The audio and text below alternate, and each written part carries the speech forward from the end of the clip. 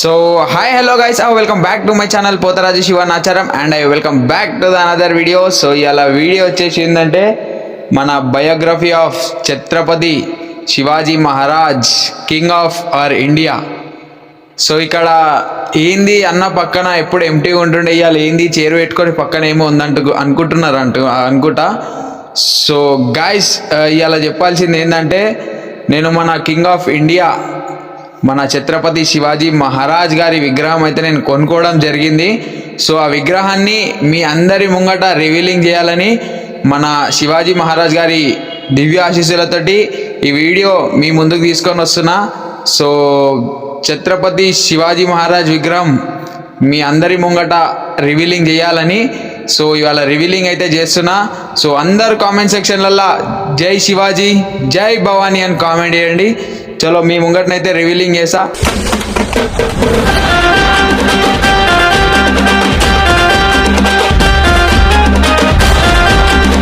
So ఎట్లుంది మన విగ్రహం? సో ఇంకా కిందికి అయితే ఉందన్నమాట. సో చైర్ వేసిన కాబట్టి హైట్లో ఉంది, ఇంకా కింద స్టెప్స్ అనేటివి ఉంది. దగ్గర దగ్గర ఒక 1.5-2 feet వరకు ఉంది విగ్రహం అనమాట. సో నేను ఎప్పటి నుండో కొనాలని నాకైతే ఆశ ఉండే.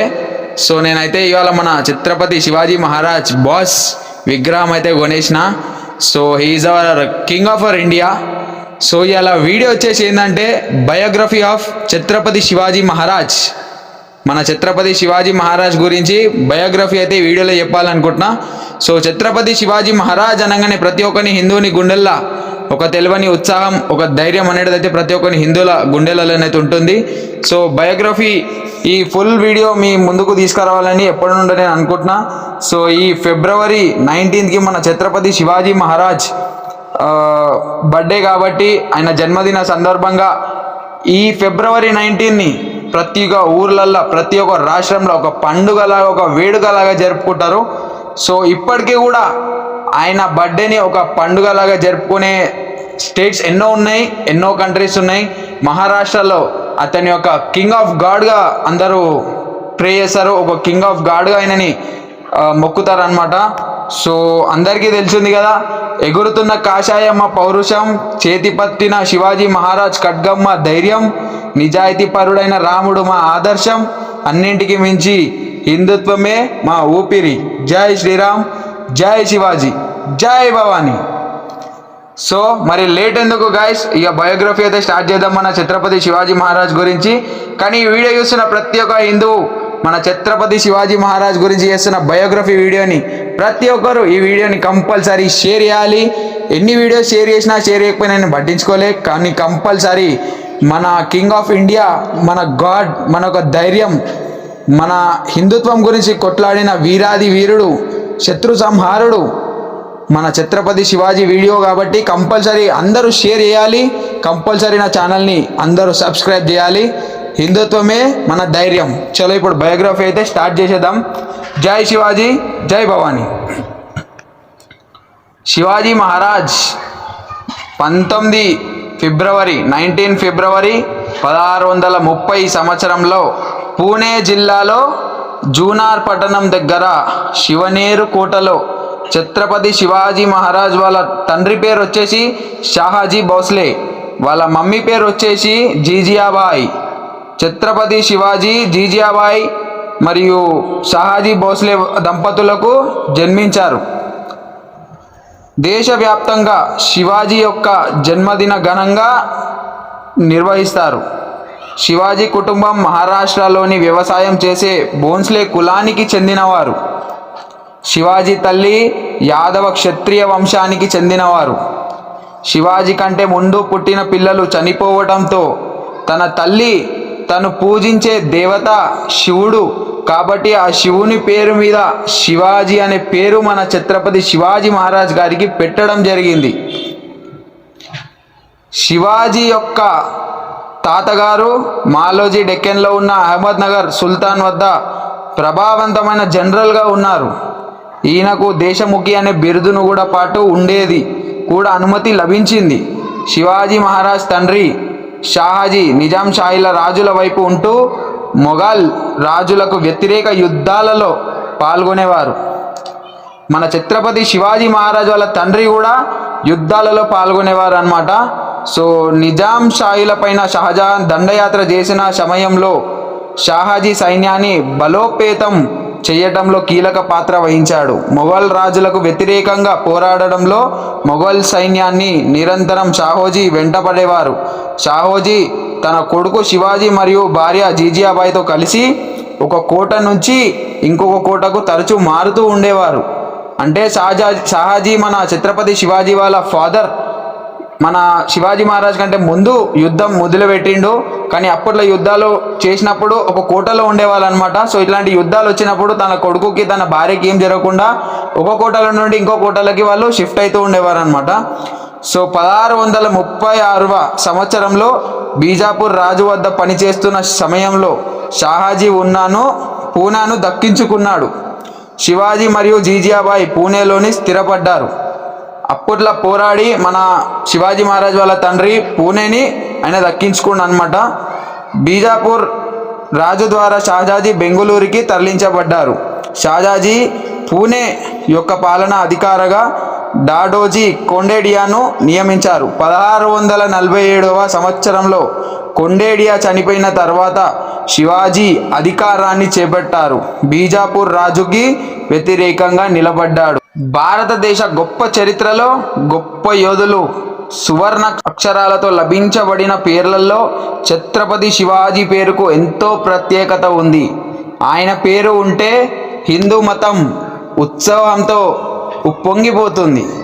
చిన్నతనంలోనే మొఘలుల దాడులలో హిందూ మతం అంతరించిపోతుందని వారితో యుద్ధంలో ఓడిపోయి అందరూ చేతులెత్తేసిన వేళ శివాజీ మహారాజు మండే నిప్పు కణికలా దూసుకొచ్చాడు. మొఘల్ రాజులలో ఎంతో వీరోచితంగా పోరాడాడు. అందుకే హిందూ మతాన్ని కాపాడిన ఘనత ఒక మరాఠా మహారాజు శివాజీకే దక్కుతుందనడంలో ఎలాంటి అతిశయోక్తి లేదు. అందుకే ఆ యోధుడు జన్మదినోత్సవాన్ని భారతదేశ వ్యాప్తంగా ఒక వేడుకలా జరుపుకుంటారు. ముఖ్యంగా మహారాష్ట్రలో ఒక పండుగలా నిర్వహిస్తారు. చరిత్రను పరిశీలిస్తే 1674వ సంవత్సరంలో శివాజీకి చక్రవర్తిగా పట్టాభిషేకం జరిగింది. అంతటి గొప్ప వీర యోధుడికి 394వ జయంతి. ఈ సంవత్సరంలో 395వ జయంతి నాడు ఈ సందర్భంగా ఆయన పుట్టినరోజుని మరణం పొందే వరకు ఇలాంటి విజయాలు ఎన్నో సాధించాడు.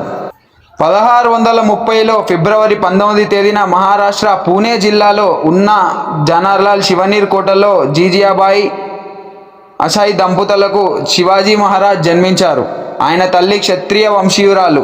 శివాజీ పుట్టకముందే పుట్టిన వారంతా చనిపోవడంతో ఆమె శివ పార్వతులను పూజించగా శివాజీ క్షేమంగా ఉన్నాడు. దీంతో ఆయనకి శివాజీ అనే పేరు పెట్టారు. శివాజీ మహారాజ్ కన్న తల్లి దగ్గరే పరమత సహనం, మహిళల పట్ల గౌరవం ఉండడం నేర్చుకున్నాడు. అది చిన్న వయసులోనే తను పుట్టిన భూమికి మేలు చేయాలని, ప్రజలతో ఎలా నడుచుకోవాలని శివాజీకి జీజియాబాయి పూసగుచ్చినట్లు వివరించారు. మరోవైపు తన తండ్రి పూణేలో జాగీరుగా ఉండేవారు. తన తండ్రి దగ్గర నుంచి యుద్ధ విద్యలు నేర్చుకున్నాడు. రాజనీతి మేలుకువలు నేర్చుకుంటూ తన తండ్రి ఓటముల గురించి అధ్యయనం చేసేవాడు. అప్పుడే సరికొత్త యుద్ధ తంత్రాలను నేర్చుకున్నాడు. శివాజీ 17వ ఏటలోనే కత్తి పట్టాడు. అందుకే కాదు, 1000 మంది సైన్యంతో వెళ్ళి జీజాపూర్కు చెందిన తోర్నా కోటను స్వాధీనం చేసుకున్నాడు.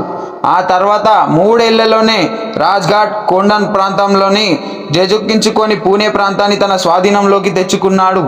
ఓటమి తప్పదు అనిపిస్తే యుద్ధం నుంచి తప్పుకోవాలి, అనుకూల సమయాన్ని చూసి దాడి చెయ్యాలి అని గెలవాలి. ఈ సూత్రాన్ని శివాజీ ఎక్కువగా నమ్మేవారట. ఇది శివాజీ పాటించే యుద్ధ తంత్రం. దీన్నే గిరెల్లా యుద్ధం అని అంటారు. శివాజీ మహారాజ్ ముస్లిముల దురాక్రమణను వ్యతిరేకించినప్పటికీ తన రాజ్యంలో లౌకికవాదాన్ని పాటించారు. అన్ని మతాల వారిని సమానంగా ఆదరించాలి, ఇతర మతాల వారిని కూడా గౌరవించాలి. అంతేకాదు, హిందువుగా మారిన ఓ వ్యక్తికి తన కుమార్తెనిచ్చి వివాహం కూడా జరిపించారట. ఛత్రపతి శివాజీ స్నేహితులలో చాలామంది మహమ్మదీయులు ఉన్నారు. తన సైనిక వ్యవస్థలో కూడా ఎందరో ముస్లింలకు సముచిత స్థానం కల్పించారు. శివాజీ యుద్ధ తంత్రాలు శత్రువులకు అసలు అంతుపట్టని విధంగా ఉండేదట. తిరుగులేని యుద్ధ వ్యూహాలను అనుసరించడమే శివాజీ అసమాన ప్రతిభకు నిదర్శనం. పటిష్టమైన సైన్యంతో పాటు నిఘా వ్యవస్థను కూడా కలిగి ఉండడమే కాకుండా ఆధునిక యుద్ధ తంత్రాలను ఉపయోగించాడట.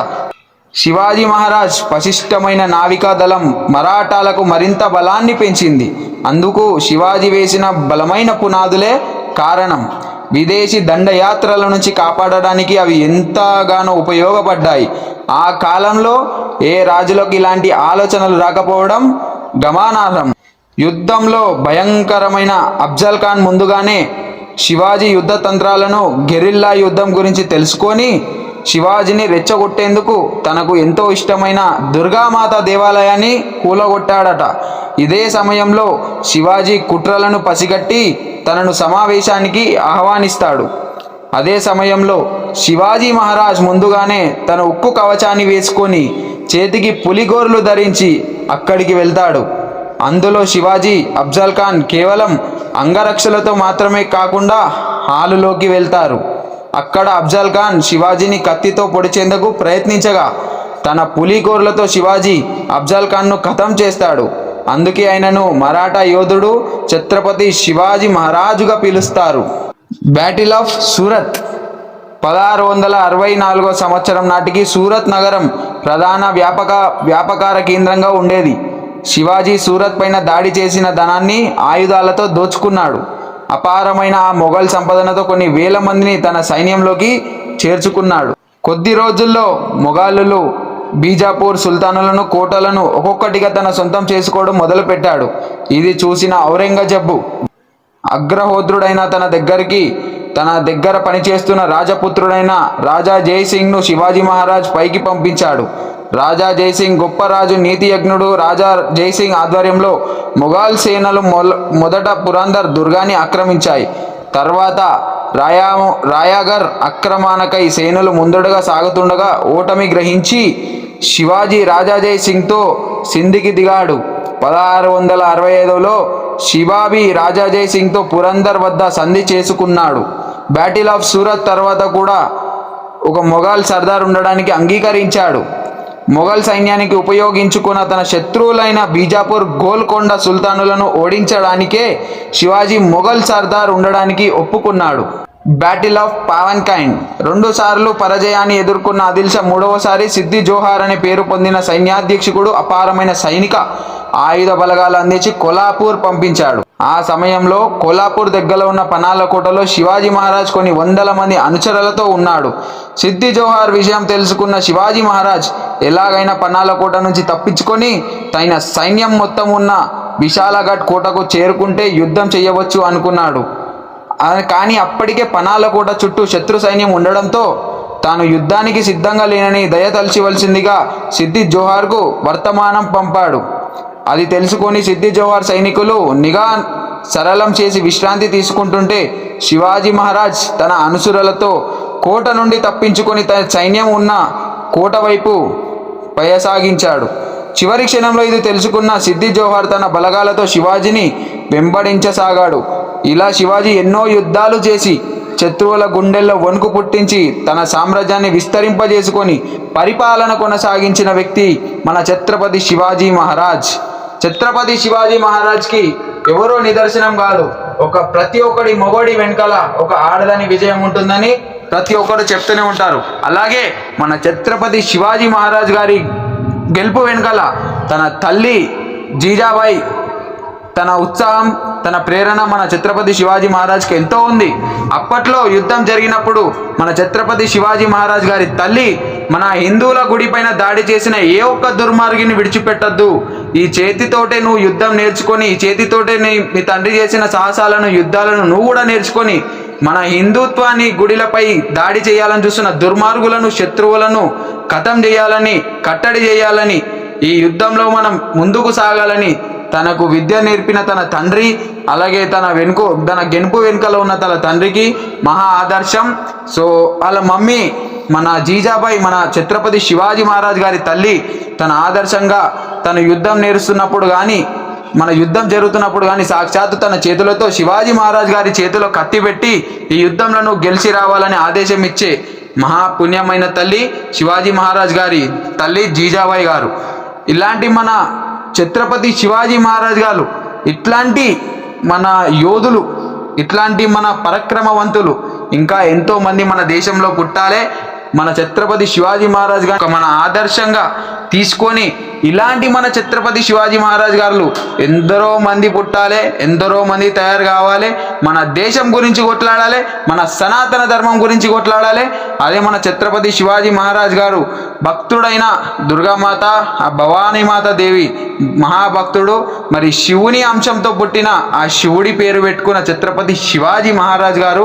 అలాగే మీరు ఇక్కడనే కాదు, మన తుల్జా భవానీ టెంపుల్లో చూసినా కూడా, మన తుల్జా భవానీ పాదాల దగ్గర కూడా మన ఛత్రపతి శివాజీ మహారాజ్ గారు చేతులు దాపి మరి అమ్మవారి చేతుల నుండి ఖడ్గం తీసుకుంటున్నటువంటి చిత్రం కూడా మనకు అక్కడ ఆదర్శంగా మనకు గుడిలో మనకు కనిపిస్తారట. అంటే అమ్మవారు సాక్షాత్తుగా మన ఛత్రపతి శివాజీ గారికి ప్రత్యక్షమై కత్తి ఇచ్చి మరి యుద్ధం చేయమని చెప్పిందని ఆనాటి కథలలో పురాణాలలో ఉంది. అంటే విజయం వెనుక కంపల్సరీ ఒక యోధుడు విజయాన్ని కలిగించాలని ముందుకెళ్తే కంపల్సరీ అమ్మవారి కటాక్షం, అమ్మవారి ఆశీస్సులు, అమ్మవారి దివ్యాశీస్సులు అందరిపైన ఉంటాయి. మన ఛత్రపతి శివాజీ మహారాజ్ గారికి కూడా అతను మన దుర్గామాత భక్తుడు, శివుని అంశంతో పుట్టిన వీరాది వీరుడు. అలాగే తుల్జా భవానీ మాత వద్ద ఖడ్గాన్ని తీసుకొని పోరాడిన వీరాది వీరుడు మన ఛత్రపతి శివాజీ మహారాజ్. ఆయన పేరు వినగానే మన హిందువుల ప్రతి ఒక్కరి గుండెలలో రక్తం గడగడలాడిస్తుంది. ఆయన పేరు వినగానే ప్రతి ఒక్కరి హిందువుల గుండెలలో ఉత్సాహం పెరుగుతుంది. ఆయన పేరు వినగానే ప్రతి ఒక్కరి హిందువు గుండెలలో ఒక తెలియని ఉత్సాహం అనే కోరిక లభిస్తుంది. సో అతన్ని ఆదర్శంగా తీసుకొని ఎందరో మంది ఛత్రపతి శివాజీ మహారాజులు తయారు కావాలని, ఎందరో ఛత్రపతి శివాజీ వారి ఖడ్గాన్ని మనం ఆదర్శంగా తీసుకోవాలి, మన హిందుత్వాన్ని ముందుకు తీసుకోవాలి. మన ఛత్రపతి శివ మహారాజ్ కత్తిలాగా ప్రతి ఒక్క పౌరుడు తయారు కావాలి. జై శివాజీ, జై భవానీ, జై శ్రీరామ్. ఈ వీడియో చూస్తున్న ప్రతి ఒక్క యోధుడు, ఈ వీడియో చూస్తున్న ప్రతి ఒక్క మనిషి ఈ వీడియోని కంపల్సరీ షేర్ చేయాలి. వీడియోని లైక్ చేయండి, షేర్ చేయండి అండ్ సబ్స్క్రైబ్ చేసుకున్న వాళ్ళు ఉండే ప్రతి ఒక్కరు మన శివాజీ మహారాజ్ గారి భక్తులు ఎంతమంది అయితే ఉన్నారో ఖచ్చితంగా నా ఛానల్ని సబ్స్క్రైబ్ చేసుకోండి అండ్ నన్ను సపోర్ట్ చేయండి. ఇంకా మంచి మంచి యోధుల గురించి ఎవరెవరి గురించి వీడియోలు కావాలనుకుంటారో కామెంట్ సెక్షన్లో కామెంట్ చేయండి. నేను ఫస్ట్ ఇన్స్పిరేషన్గా అయితే నేను శివాజీ మహారాజ్ గారిని తీసుకున్నా కాబట్టి మన ఛత్రపతి శివాజీ మహారాజ్ గారి గురించే వీడియో నేను ఇక్కడికి తీసుకొని వచ్చిన. సో ఛత్రపతి శివాజీ మహారాజ్ గురించే నేను ఇలా వీడియో తీసుకొని వచ్చిన. ఈ బయోగ్రఫీ అనేది మీ ముందుకు తేవాలని ఎన్నో రోజుల నుంచి ఉత్సాహం తీసుకొని వచ్చిన. కాకపోతే ఈ ఫిబ్రవరిలో ఆయన జన్మదినోత్సవం సందర్భంగా ఈ వీడియో మీ ముందుకు తీసుకురావాలని ఆయన బయోగ్రఫీ మీ ముందుకు తీసుకొని వచ్చిన. సో అందరూ లేట్ చేయకుండా ఆయన బయోగ్రఫీ వీడియోని స్కిప్ చేయకుండా చూడండి. లైక్ చేయండి, షేర్ చేయండి అండ్ సబ్స్క్రైబ్ చేయండి. కామెంట్ సెక్షన్లో జై శివాజీ, జై భవానీ, జై శ్రీరామ్ అని కామెంట్ చేయండి.